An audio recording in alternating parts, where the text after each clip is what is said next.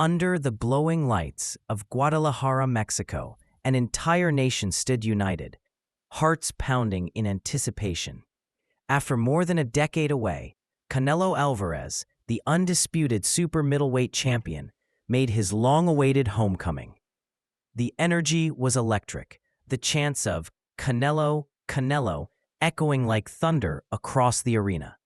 Facing him was John the Guerrilla Ryder, a determined English warrior who had clawed his way up through years of hard battles. As the bell rang, both men met at center ring, eyes locked, ready for war.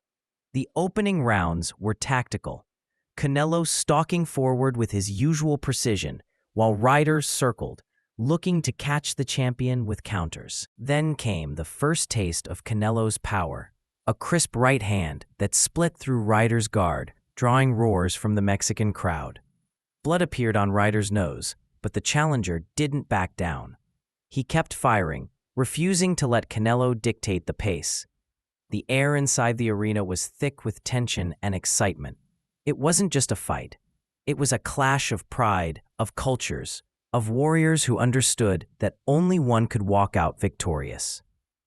By the third round, the pace had intensified. Canelo, sensing weakness, began pressing harder, targeting Ryder's body with those trademark liver shots that left opponents gasping for air. Ryder absorbed them all, wincing, but never stepping back.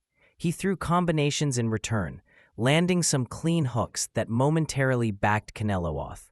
But then came a vicious uppercut that sent a jolt through Ryder's body, blood now streaming freely from his nose. Still, the Briton refused to wilt. The crowd could feel the brutality of every exchange, cheering wildly for every Canelo punch that landed, yet also respecting Ryder's sheer defiance. By the end of the fourth, it was already clear. This was turning into something unforgettable, a test of skill versus spirit, precision versus quit, champion versus challenger. In the fifth, the momentum shifted brutally. Canelo cornered Ryder, unleashing a thunderous 1-2 that sent him crashing to his knee. The crowd erupted as the referee began the count. For a moment, it seemed the fight might end right there. But Ryder rose, shaking his head, blood dripping onto the canvas. The warrior spirit within him refused to fade. Canelo nodded slightly, as if to say, "All right, let's continue." What followed was 5 minutes of relentless warfare. Canelo's punches were cruel.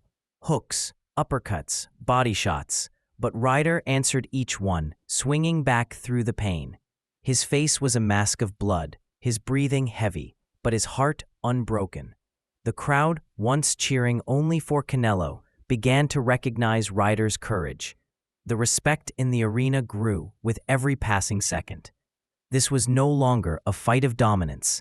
It was a fight of endurance, of willpower, of two men refusing to yield under the Mexican sky. As the middle rounds unfolded, Canelo's control tightened. His movement was smooth, his defense impeccable, his timing deadly. He stalked Ryder like a hunter, landing heavy shots with precision. Ryder's legs wobbled, yet his fists never stopped. Even as his vision blurred from blood and sweat, he threw back with defiance. Every exchange brought the crowd to its feet, Canelo's skill meeting Ryder's unbreakable will. The champion's combinations grew more vicious, hooks to the ribs, uppercuts splitting the guard, straight rights crashing into Ryder's face. Still, the Briton refused to go down. Each round felt like an act of survival, and each second a testament to his heart. Canelo respected it. Between the punishment, he nodded at Ryder, almost in admiration. The crowd was witnessing more than a boxing match.